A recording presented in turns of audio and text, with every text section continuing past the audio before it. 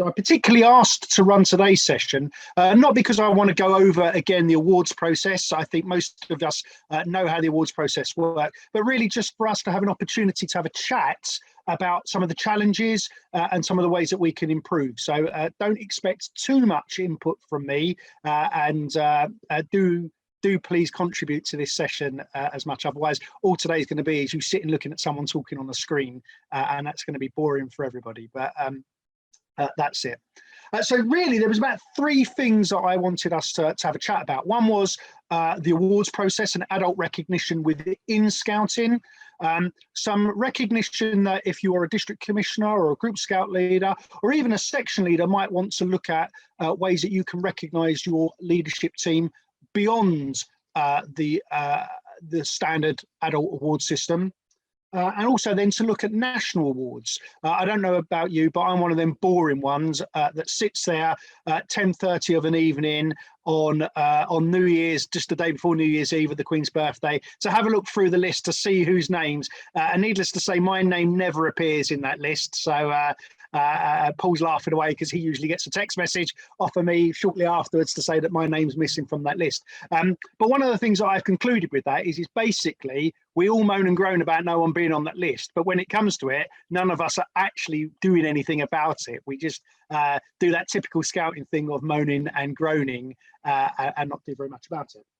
As I say, this is interactive, so at any point do chip in your experiences to this. I by no means have got this perfected in the county. There's always room to improve, and there's things that we might be able to learn from each other. Just a quick sort of run around the room then, really. How many of you know about the Scout Awards process, the adult awards process? Yeah, excellent. A few show of hands, a few people not showing their hands. So Scouting has an awards process that consists of long service awards, good service awards, and meritorious and gallantry awards. They're the the three internal awards that we have in Scouting. The long service awards are basically there for every adult in Scouting. So it doesn't matter whether what role they do in Scouting, other than an occasional helper. An occasional helper doesn't get long service, but anybody else really gets a long service award after 5 years, 10 years, 15 years, 20 years, 25, then 30, 40, 50, 60, beyond that. And that's for everyone.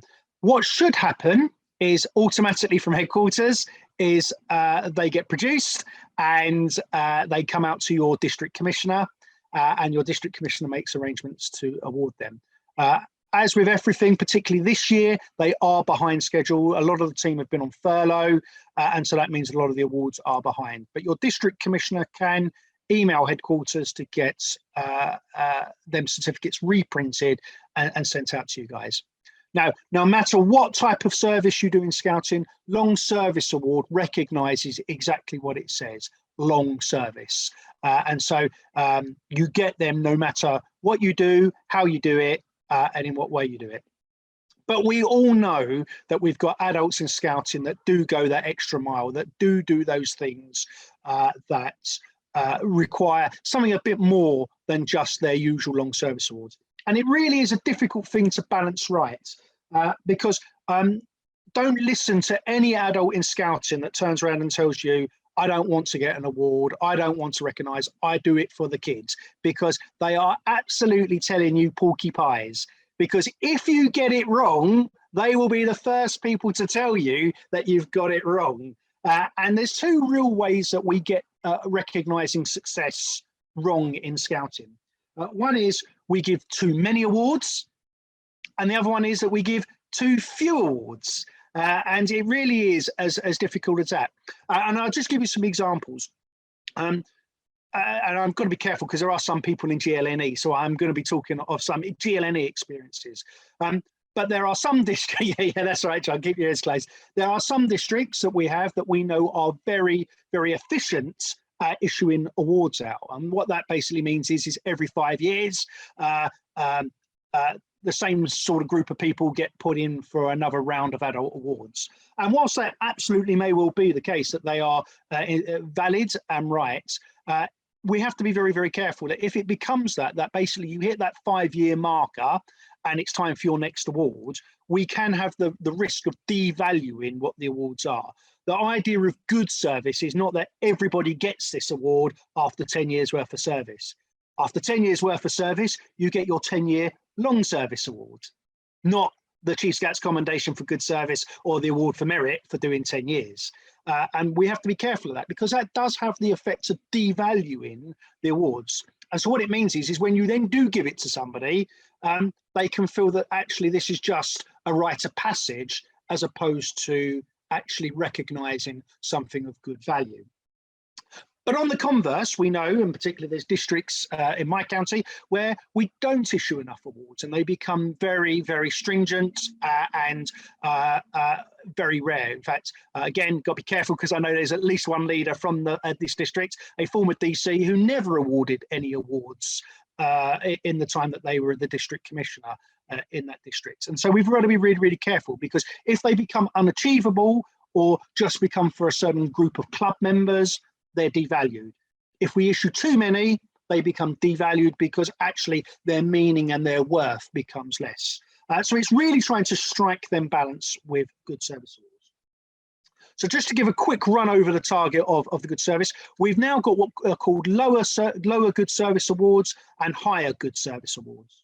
The lower good service awards are anything from Silver Acorn down to the Chief Scouts Commendation.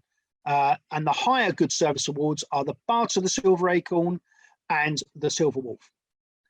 The difference is that the higher good service awards are still made at national level. So the recommendation as to whether somebody receives them awards is made by a headquarters awards board team. So any citations, and we'll talk about citations in a minute, but any citations are sent via the county through to headquarters, and ultimately headquarters team will make a decision as to what that award. The lower level awards have been delegated down to various levels to award on behalf of the Chief Scouts. And so for district level, the Chief Scouts Commendation for Good Service and the Award for Merit can now be awarded at district level on behalf of the Chief Scouts, which means that basically the district commissioner and maybe a team or someone he delegates or she delegates will be making that decision as to whether that person gets an award. The Bards of the Award for Merit and the Silver Acorn is managed at county level, so myself or the county commissioner or someone on their team will be making the same decision with regards to them.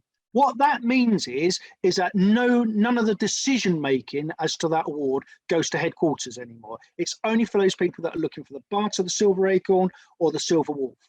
Any other decision is made locally. That's great news for us, because it means that actually some of the challenges around getting people awards has gone away. We don't have to send it to a team that doesn't know anything about the people and have to try to justify to them. We can use our local knowledge and our experience.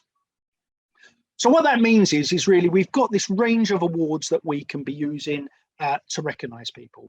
And we'll come on to some of the challenges and some of the things that I've experienced over the last couple of years that we could do to help improve that. But one of the things, just to say at this point, is it's not a graduated award system. So you don't have to receive the Chief Scouts Commendation to then receive the Award for Merit, or to get the Silver Acorn, you have to have had the previous two and a Bard to the Award for Merit. It doesn't work like that. The criteria is the bit that's key. So for the Chief Scouts Commendation for Good Service, the requirements as it currently stands is for people that give good and real contribution to Scouting. So that means it could be at the earliest opportunity, which is 5-7 years to receive that award, but it could be someone that's been in Scouting for 30, 40, 50 years, or it all depends at what level their good service is. So for example, if this is someone that's been running their beaver colony and been running it really, really well and has grown that beaver colony over the time that they've been there, and they may well have done that for 40 years, that may well be considered good service. So it doesn't necessarily mean just because they've been around for 40 years, you've got to instantly think, oh, this person's got to be a Silver Acorn.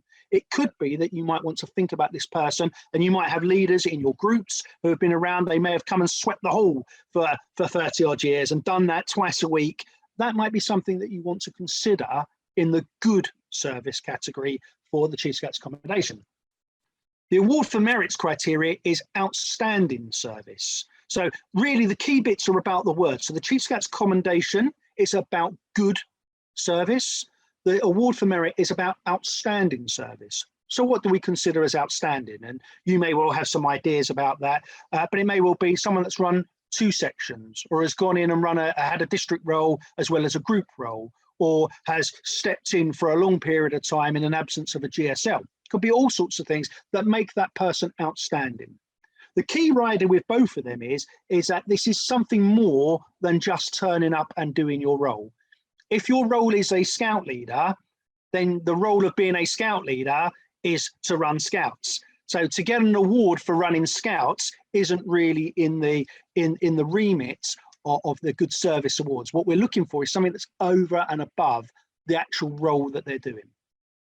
Coming on to the Silver Acorn then, the Silver Acorn is for exceptional service. So again, we've got good, outstanding, exceptional. So it's about thinking about what's this service that this person's done, and is this good, is this outstanding, is this exceptional? Of course, there are years length of service requirements that have to currently be met, although that's looking to be changed in due course. But as it stands at the moment, they're there. But really the key thing is about the criteria. Is it good, is it outstanding, or is it exceptional? And of course, the Silver Wolf is of most exceptional service and character. So again, they're the key things when you're looking at your awards. So first thing to urge you is do think about people for awards, but don't put everybody that's had 5 years worth or 10 years worth of service in for an award, because that will devalue it. But really, when it comes to it, have a think about what it is that you're trying to recognise within the good service. One of the challenges that we have, particularly those of us that have to look at these awards recommendations, be that the district commissioner or the county commissioner, is trying to justify what award to give.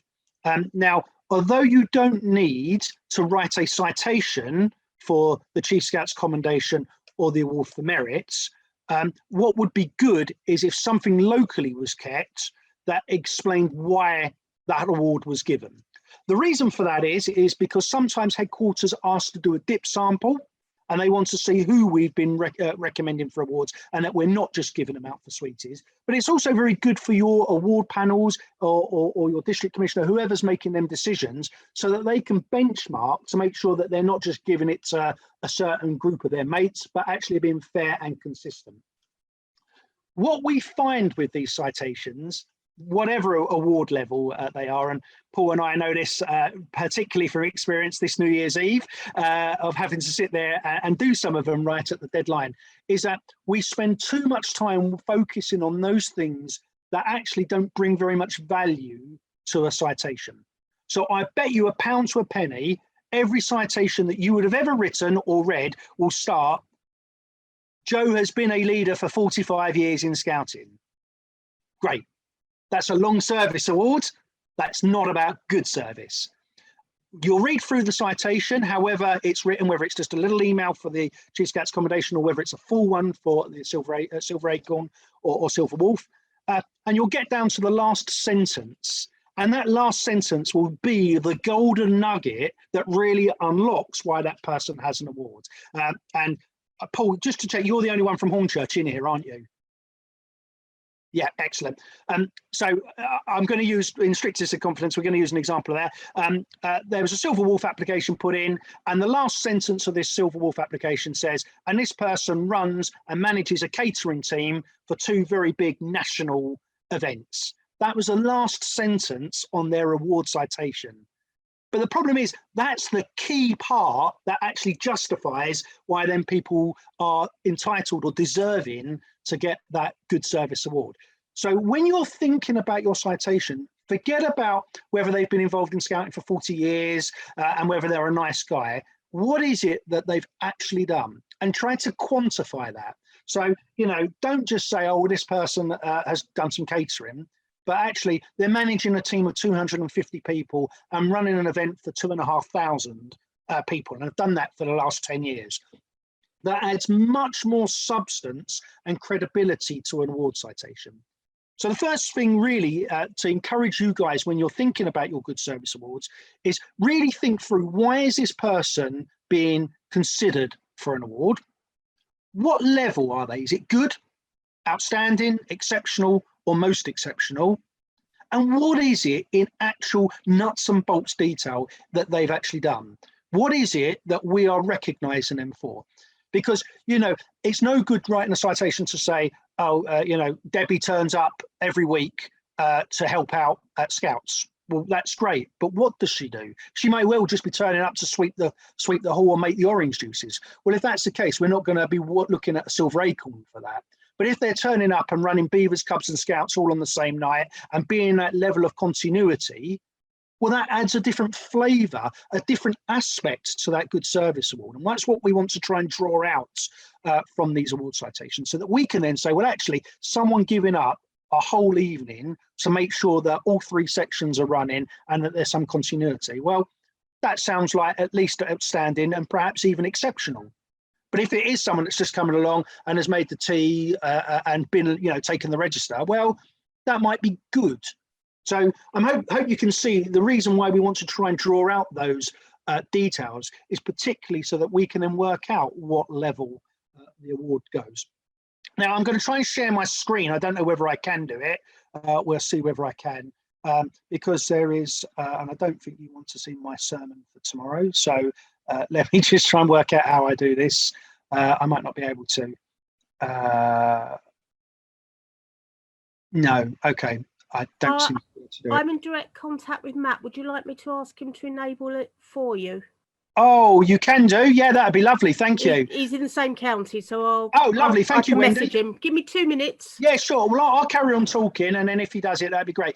Lee. Yeah. Can I just ask a question? Yes, please while do. this is going on, just to give you a bit of a break from Yes, your please. talking. You know, we've got an awards committee, we've got a nomination process, we've got all the systems in place. But what we've been struggling with this time, with the pandemic and everything, is that it's difficult to decide what level of service people are doing, because they're doing different things through the pandemic. There's a lot of people doing fantastic things, and of course we know of some of them because they advertise, they've got a Facebook page or they've got a this.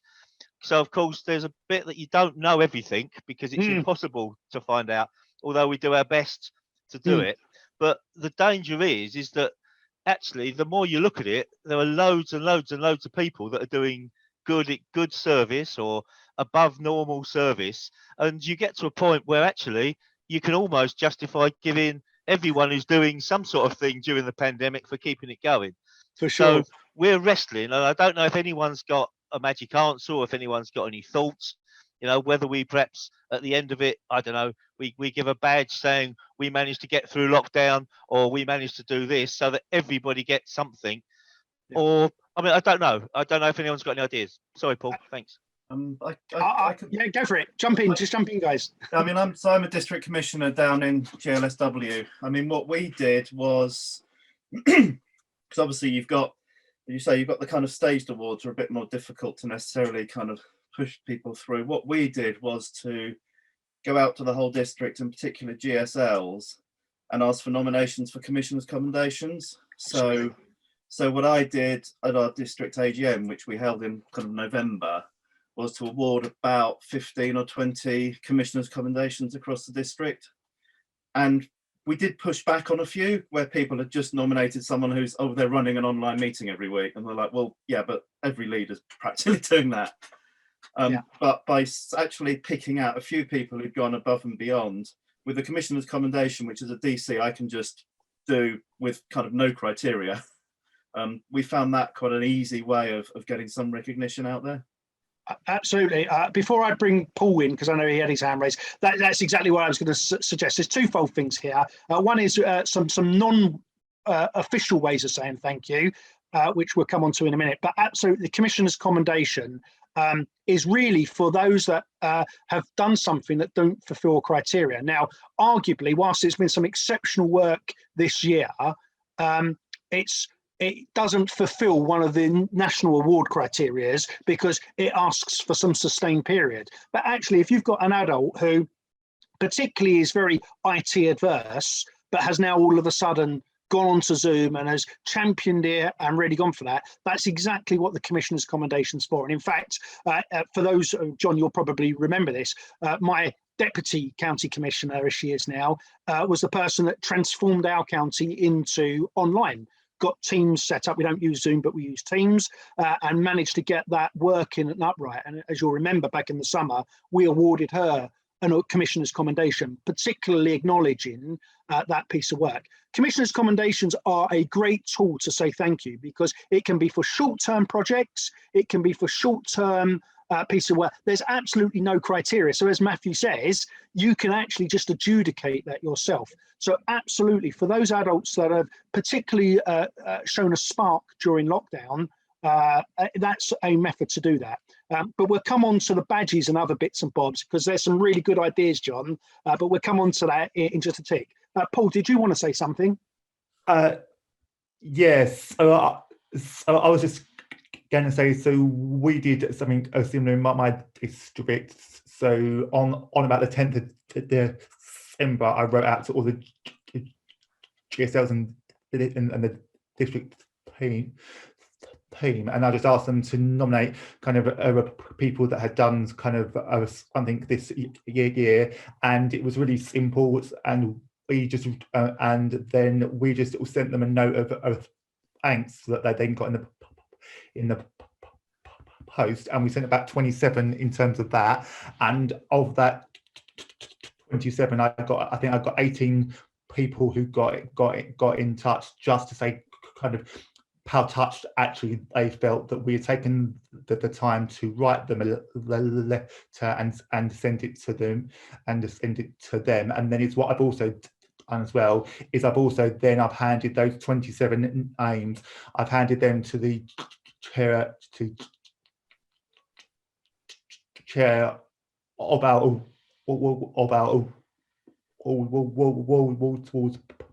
panel, and he'll then take them to he'll then take those aims to the next kind of meeting and see where they might fit in terms of the as such. As I think the thing that we were most concerned about, again, I think that whilst lots of kind of these have done some outstanding stuff this year, we were keen that we don't just put the context of 12 months. It's much more kind of a costly piece as such, and so kind of that's our stance that we took. And I think the only extra thing I say, I think the one thing that we've also taken as a takeaway is actually it is now something that we might do as like a standard thing in December that we think we want to continue, just to kind of thank our people who have done something exceptional that year, and then how do they then sort of fit into the bigger stuff, really. Absolutely. Just to say, Wendy, I've now got access to that, so thank you. So I'll just show that. Just to finish that a little bit off, absolutely, Paul's absolutely right. What we're looking really is character of people. And so whilst this 1 year's pandemic may well have shone some lights, what it actually means is that this could be someone that's just gone unrecognised for a long period of time. And actually, the very fact that they've done some really good work during the pandemic is really a testimony to their character that's been there for many years. And that's the last little bit about good service is often people forget that it isn't just about what you do, but it's about how you do it. And those who are in Great London North East will know one of the big pieces of work over the last 3 years is that we've been doing is been talking about behaviours and attitudes of our adult volunteers. Those of you who are GSLs or DCs know that sometimes our adult volunteers can be quite challenging sometimes, and sometimes their behaviour can be quite difficult. Particularly when trying to affect change. We all know that. We know what volunteers are like, and some people can be very upset when they think, well, I've actually done some really amazing work, but never got recognised for an award. But actually, when you find that some of them adults have actually been quite a pain in the backside for many years, good service can't recognise that. It's got to be the whole piece. So as Paul was really alluding to, really what we're looking at when we're recognising this good service, however we recognise it, is the character of the person. Because actually what they do is just an outpouring of their character. And we really want to see people that take that scouting values and live them and work them scouting values across the piece. So absolutely, it's right to look and acknowledge people that have done stuff this year, but also look into the bigger piece. I just want to share this screen because I know some of you in the conversations have that I've had locally will know this. When writing a citation, there is some really good material on HQ Pages. Because can everyone see that on their screen? This is on the Scouts. Oh, bear with me. Let me just move that out of the way. Scouts.org.uk, and it's under the awards section, and it's the awards masterclass. What this gives you at the bottom is examples of how to write an award citation. It gives you an example, and it gives you ways that you may well wish to improve and enhance it. Like I say, 99.9% of the time, commissioners are getting award citations for people that absolutely deserve a good service award. But the problem is we're just not very good at articulating why and how. And particularly if this is going to go to people at headquarters level that have no idea who these people are, we've got to really put ourselves into the mindset of actually the people that are considering this award have no idea who this person is. And so we've really got to pull it out and draw it out. So I just want to recommend these pages to you. If you've not seen them before, definitely go onto them, and especially this good service sample citations. So here it gives you examples of what we're looking at. So you can have a look and read through these and go, actually, the person I'm trying to recommend for award feels like someone like Jonathan here. Well, if they feel like someone like Jonathan there, then the award that you're probably looking to recommend them for, or if you're a commissioner, approve them for, is the Chief Scouts Commendation for Good Service. Whereas if it's more like, let's not choose George, there's another one here. It's, if we look at Jean here, if this is the type of thing that they're starting to look like, well, maybe we're looking at a Silver Wolf citation. So really, I just want to encourage you to look at those citation pages on the Scouts page, because they give you a really great tool to be able to use and to really enhance your award citations. I promise you, no commissioner wants to turn down an award, but what happens is we often get award citations that just aren't hitting the mark.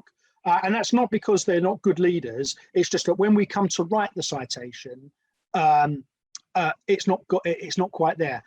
Don't see that as a stumbling block. Don't see that as, oh, it's the nasty district or the nasty county trying to put blockers in the way. What we're trying to do is tease out and help get that citation to the right place. And, as Paul will know, I'm quite happy in my county to sit there even on New Year's Eve at 8 o'clock at night, helping to fine tune and tweak award citations to make sure that they go right.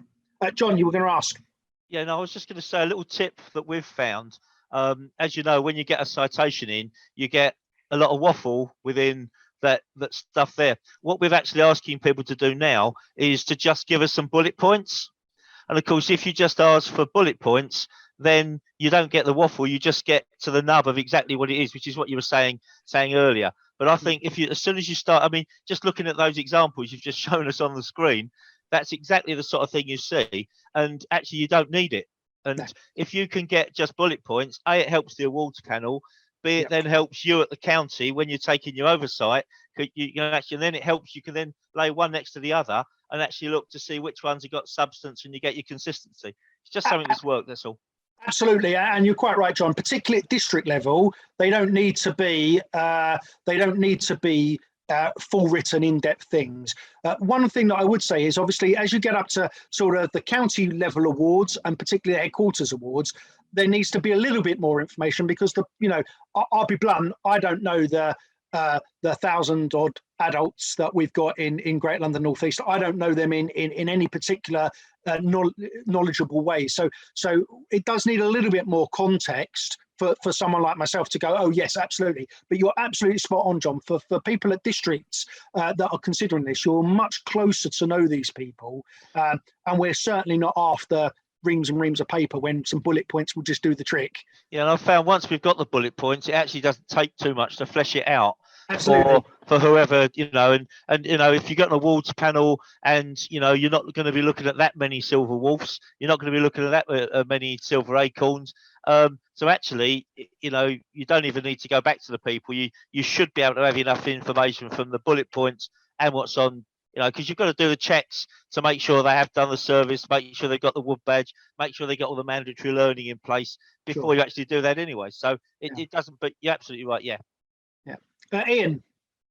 Just something to help people. I'm not sure whether people are aware, but on Compass, if you're a GSL or DC or ADC or administrator, you can run a report, an awards report for your area of responsibility. And also there's an awards, and I've just forgotten the name of it, that goes through and looks through that report and actually tells you whether people meet the requirements to get to be thought of as to have an award. Which our district in Richmond upon Thames in Greater London South West, we've done it, and we got to the situation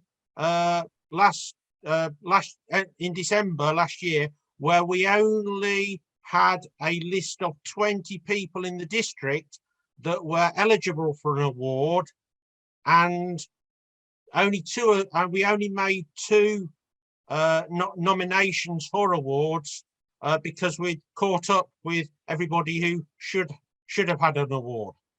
So that's a really useful tool. Absolutely, and I think that's any tools that you've got. I think it's called the awards assistant, isn't it?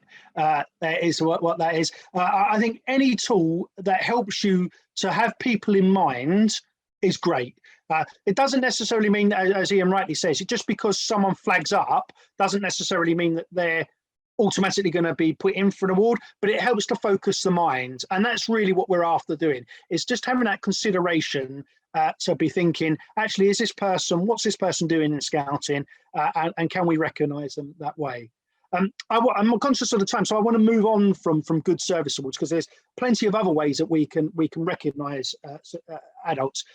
I just want to briefly touch on our meritorious conduct awards. Again, you know, these are awards that headquarters have. The Chief Scouts Commendation for Meritorious Conduct, the Medal of Meritorious Conduct particularly, and they're usually awarded for people under who are doing stuff particularly under suffering or have done something particularly meritorious. Headquarters can only issue them awards, though, if someone puts them through. So a good example is when I was District Commissioner of West London, we got someone recommended for the Medal of Meritorious Conduct, purely because this chap at one point was going to a meeting. He was coming to, I think, a training event, and he turned up late. And he said, "Oh, I'm really sorry, but someone had a heart attack outside my house. Their car crashed up a lamppost, and they had a heart attack, and I ended up having to give CPR." Very matter of fact about it. And we got talking, and he said, "Oh yeah, I was there for about 20 minutes helping the paramedics, and up until they arrived, I was giving CPR." That was all he said, but it was enough for me to go, "That's a Medal of Meritorious Conduct there." But if I hadn't done anything, that would have gone completely unrecognised in scouting. That was just a very matter-of-fact comment. He was apologising for being late to a training course, but here is someone that's done something meritorious. So you will hear stories of young people, because this is an award that is for anyone in scouting, but also people who are adult volunteers that may have done something outside of scouts, i.e. met someone who needed first aid, come across a car accident, all sorts of things like that. They are meritorious conduct, whether that's the commendation or the medal. Do think about putting that person through to be recognised. We don't recognise enough of our, Scouting has probably the biggest pool of volunteers in any organisation, and therefore we should be getting a lot more of these being recognised. But the reason why they're not recognised is because A, our leaders only tell us as a matter of fact. But when we hear that information, we should be attuned to be thinking, actually, that's a meritorious conduct. Another way that people can receive meritorious conduct, sadly, is if people continue scouting after being diagnosed with particularly serious illnesses. So again, another adult in West London district ended up with thyroid cancer. It was newly diagnosed, but they carried on scouting. In fact, they increased their scouting contribution. So again, consider adults that perhaps have become particularly ill and have continued scouting. What it's not there for, though, is people that are chronically ill. So if you've had an illness of 20 or 30 years, the headquarters board are unlikely to recommend a meritorious conduct. This is particularly if people's illnesses change. So we particularly see it in young people, but it can happen to adults alike. So do consider those good service, those meritorious conduct. They are awards that I think personally we don't recommend people to enough. And you'll know people out there who, just because they've got a first aid qualification through scouting, have ended up having to administer first aid in a way. Think about whether that person is ready to be recognised. That's all I was going to say about the internal Scouts Awards. I just wanted to now move on to some other bits that we might want to consider. Of course, there are many other ways of saying thank you and acknowledging. And, you know, Paul's already pointed out some of the ways of just being able to say thank you to people. A couple of things that we've started doing in our county to help is we've started to share success stories. And those of you that are from Great London North East will have seen the email that came out this week asking for that. We can't underestimate, actually, people just like seeing their name written about and being talked about. People like to be recognised for what they've done. And by virtue of just actually shining a spotlight on someone to say, this is what they've done, and this is the amazing work that they've done, and then actually just publicising that far and wide works really, really well. So one of the things that as a county we're asking, but you can do this at group level or district level, is what success stories are out there? What's been going well? A bit like what we've been asked for. Okay, Matthew, thank you. And just shine a light on it. Just, you know, if you've got a district or a group newsletter or a county newsletter, just have some space in that newsletter to actually just shine a light on, this is what this leader's been doing amazingly well. That psychological impact of just actually talking about someone to a bigger pool of people really does have a desired effect. So that's one of the things that I would encourage. It's a quick and simple way of being able to acknowledge and recognize success is share success stories. Because by sharing success stories, other people might then think, well, I do that as well. And then you've got that cycle of being able to recognize people in that appropriate way. So that's one way that I'd recommend. Another way to think about is local acknowledgement. We've got in East London district, which is East London, but it has Whitechapel in its area. Up until the Whitechapel Bell Foundry closed, they used to get produced little bells from the Whitechapel Bell Foundry, which they would get engraved with East London district, and they would present these little bells to people who they felt were deserving. So that's not a National Scout Award, but it's a way of being able to say thank you in a very local and particular context. Yeah, go for it, Wendy. Something we've got in South London is actually something called our Shining Stars. And it's literally everything from a young leader who's done something over and above what we'd expect, up to the lady that does make the orange juice every week. And that's maybe all they do, and it's being done. We're doing, Bill, you might be able to correct me if I'm wrong, but it's every 3 months we're doing a sort of rolling one, and then there's going to be an annual best in show, shall we say? Because we have an awards night, if we can, in April, which we do the higher awards, Acorn and the Wolf and that sort of thing, and then I think they're going to add these Shining Stars to it. And it's Absolutely. a certificate and a little pin badge. Absolutely. Yeah, I mean, don't underestimate the value of that. I mean, just by producing a little pin badge can actually have a desired effect. The only caveat that I would say with that is obviously come back to what we were saying at the beginning, is about making sure that it's not given out to everybody, because if it's given out to everybody, it just becomes a pin badge that everybody gets. So it's about trying to strike that balance that Wendy is talking about. Again, in Greater London North East, one of the things that we've now started to get produced is some very decent quality gold-plated arrowhead badges that are quite large lapel badges, but very, very good quality. And we're looking at maybe limiting them to about 10 to 20 a year. So not everybody will get them, but there is about 10 to 20 for us to be able to recognise. A bit like a Blue Peter badge, I guess, is a good way of describing it. To be able to recognise people in that particular way. Something that's local, something that just actually acknowledges to somebody that actually you're valued and what you're doing is really, really appreciated. But again, it's about striking that balance of making sure if you give too many out, it devalues it. If you don't give enough out, it just becomes irrelevant. So trying to strike that balance. Bill, go. You were going to say something. You're on mute, Bill. There they go. Obviously, with the Shining Stars Award, it's something you can give to people who are under 5 years service, which has worked really well, I think, in my group, rewarding the people that are taking the lead. Yeah. And of course, don't forget, you've also got the Commissioner's Commendation that can be used as well on that. So, you know, there's the Shining Stars that you can use and obviously the Commissioner's Commendation, because again, that's not limited. That can be for young people or for adults alike. So it's about using these variety of tools. So one of the things that I'd encourage you guys, whether you're at group level, district level, is there something locally in your district that it's known for?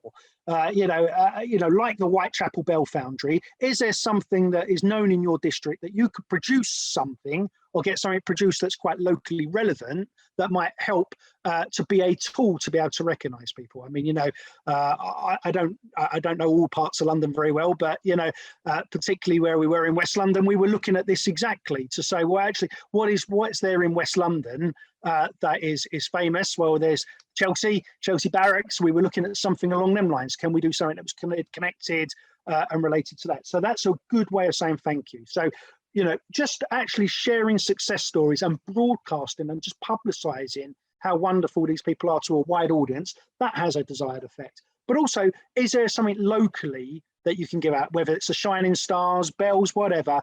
Is there something that you can think of locally that can be an addition to the Good Service Awards that we award nationally?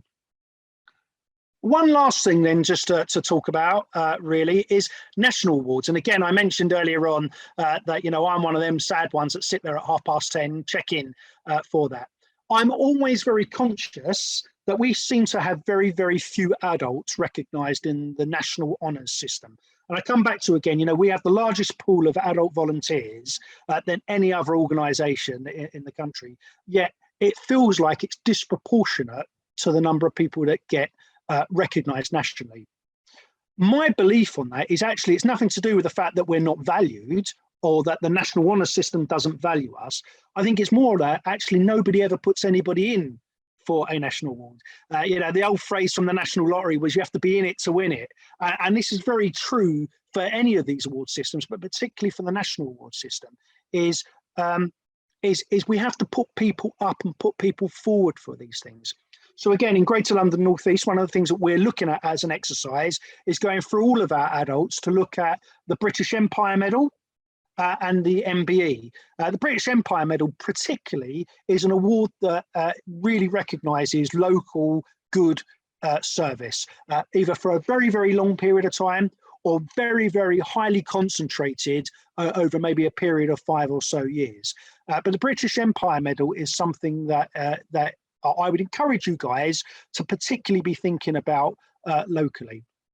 The reason why I say locally is because they are recommended through the deputy lieutenants. So for some of your districts, you'll be aligned to a borough or you may form part of a borough. So really build your relationship up with your deputy lieutenant in your borough, because they are the key. Sorry, Paul, that didn't look. Sorry, I didn't know whether that meant that you didn't want to talk to your deputy lieutenant there. but I do encourage that. Speak to your deputy lieutenant. They are really a key to be able to get in those British Empire medals awarded to our volunteers. So, you know, we've got a number of adults in the county that we are working with the deputy lieutenants across the several boroughs that we have to look at trying to see whether we can get people particularly awarded from the British Empire Medal. But we've got to put people forward. If we don't put people forward, it's not going to happen automatically. We have to let these people know that there's these people out there that are unsung heroes. So again, if you've got someone that's been around, like the chap who's come to open up the hall and sweep the floor for the last 60 years, maybe a British Empire Medal is something to be considered as well. Likewise, if you've got an absolute amazing leader who's been doing some amazing work, a British Empire Medal might be the way to go. It's not an arduous form. Actually, the British Empire Medal form is quite simple. It doesn't need as much as the MBE. It just needs their names and details and a citation from us, and then a endorsement from your deputy lieutenant. So it is an easy win for us to get a few more people from London onto the National Honours List and to get them recognised in a national way. One last little thing really is to talk about your deputy lieutenants again. They are not just the key to the National Honours System, but they are key to other ways to say thank you. They get given a set number of tickets every year for the garden parties. They usually are looking for people to recommend to the Lord Chamberlain. And so one of the things that, again, we've been doing, and I encourage you, if you've got that relationship, particularly if you're a borough-based district, to form that relationship with your DL so that you can get some people put on to the list for the Queen's Garden Party. A fantastic way of being able to say thank you to an adult is to say, this recognises particular special work that you've done by letting them go to the garden party. It's a great thing. I've done it a couple of times as a Queen Scout, opening car doors. I'd love to go just amongst the cucumber sandwiches and have a cup of tea. Hint, Terry, as he's in the room. But again, think about using your deputy lieutenants in such a way. They are really are a key to being able to open particularly that. Again, tickets, I mean, God willing, our Queen will have a Jubilee next year. There will be a parade of some sort, I'm sure. There will be tickets that will be given to certain grandstand seats. Speak to your DLs now, because they will be able to get people's names on. No promise that they'll get it, but it might be able to get their names on. And I guarantee you that will be, you know, perhaps more than getting a silver acorn, being invited to be in a front row seat to something like that will really hit the spot when it comes to recognising and just acknowledging the hard work of our adults. Likewise, Trooping the Colour, bits and bobs like that. Tower of the Keys is another one that your deputy lieutenants. The Tower of the Keys is a special ceremony that happens at the Tower of London. Invited guests go to stay inside the tower whilst the tower's being locked up by the Beefeaters. And I think they get a nice little drink and bits and bobs in the Beefeaters bar afterwards. Again, a great way of being able just to say thank you to our adults beyond a national award, beyond a national scouting award. So really strike up your relationship. And if you're a district commissioner in here, or work in a district team, I really encourage you to forge them relationships with your deputy lieutenants, because they can really do that. Freedom of boroughs and bits and bobs like that are all ways that you can acknowledge people in a very soft way, as opposed to that. So, national awards, scouting awards, remember your citations. Make sure you don't just put that golden nugget sentence at the end of the citation. That needs to be right at the top. Sing, shout about exactly what they've done. Put numbers, put names if need be. Don't leave it to one sentence at the end. And don't start your citation with, Dorothy's been here for 45 years, because no one really cares. That's a long service award. We want to know the good golden nugget stuff that they've been doing, that everybody puts at the end. Don't forget to keep in the back of your mind the meritorious conduct work, particularly if people have been doing first aid out of scouting. If you are hearing those things, instantly be thinking we should be recommending them for a meritorious conduct, or illness or bits and bobs like that. Meritorious conduct. The national awards, particularly the British Empire Medal and on occasion, member of the British Empire, get them going, get them through. They do take a process. MBEs particularly can take up to 2 years for them to get approved. So start now. Don't leave it until they're retiring, because it'll be too late. And use your deputy lieutenants to open all them other nice little goodies that you get from them to be able to recognise them. And then finally, look at what you're doing locally, whether it's just writing a letter as Paul does, writing a letter to say thank you, whether it's the Stars Award like Wendy and Bill are doing, whether it's a badge, or whether it's just shining a spotlight on people from sharing success and naming names in your district or your county. There are many ways that we can say thank you, but I promise you this, never listen to an adult that says, I don't want to be recognised, because they are telling you fibs. Because if you get it wrong, they'll be the first ones to tell you that you've got it absolutely wrong. So do that.